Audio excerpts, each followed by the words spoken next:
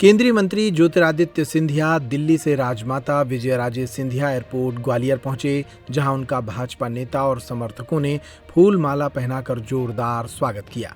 उन्होंने पत्रकारों से चर्चा में कहा कि हर घर तिरंगा अभियान भारत के प्रजातंत्र का सबसे बड़ा अभियान है। उन्होंने कहा कि भारत की आन बान और शान तिरंगा है और इस अभियान को हर घर पहुंचाने के लिए एक एक नागरिक को आगे आना चाहिए। इस मौके पर ज्योतिरादित्य सिंधिया देश के कई जरूरी मुद्दों से जुड़े पत्रकारों के सवालों का जवाब देते भी नजर आए। हर घर तिरंगा अभियान भारत के प्रजातंत्र का सबसे बड़ा अभियान है।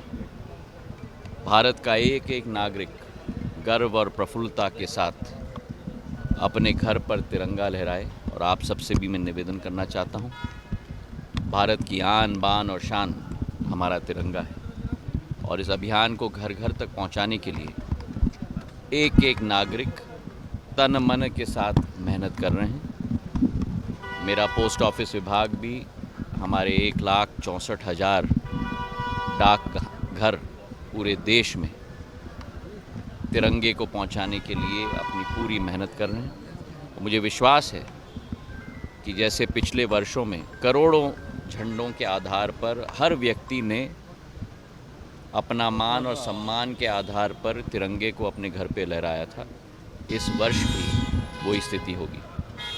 पिछले बार मैं जब आया था तो आगरा से ग्वालियर की एक्सप्रेसवे की सौगात में लेके आया था, जिसके लिए मैं प्रधानमंत्री जी को, गडकरी साहब को और मुख्यमंत्री जी को बहुत धन्यवाद देना चाहता हूं।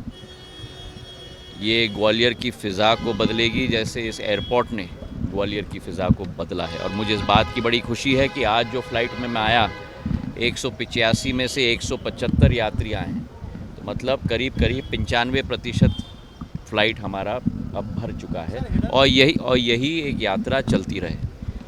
ग्वालियर को अब जो नींव ग्वालियर की बन गई है, एयरपोर्ट के साथ, रेलवे स्टेशन के साथ, एक्सप्रेसवे के साथ, अटल एक्सप्रेसवे के साथ, अस्पताल, 1000 बिस्तर के अस्पताल के साथ, मल्टी स्पेशलिटी अस्पताल के साथ, चंबल से पानी लाने की योजना के आधार पर, ISBT की योजना के आधार पर अब समय है ग्वालियर में लोगों को आकर्षित करने के लिए। और इसलिए मैं मुख्यमंत्री जी को धन्यवाद देना चाहता हूँ कि 28 तारीख को जो मैंने मांग रखी थी कि ग्वालियर में इन्वेस्टमेंट समिट होनी चाहिए, वो इन्वेस्टमेंट समिट आयोजित किया जा रहा है। मैं भी कई लोगों से चर्चा कर रहा हूँ, मुख्यमंत्री जी भी बंगलुरु गए हैं, मुंबई गए हैं लोगों को आकर्षित करने के लिए। और मुझे विश्वास है कि एक नया भव्य समिट हमारे उद्योगपतियों को आकर्षित करने के लिए ग्वालियर में आयोजित 28 तारीख को हम लोग साथ में मिलकर करेंगे। इसी के साथ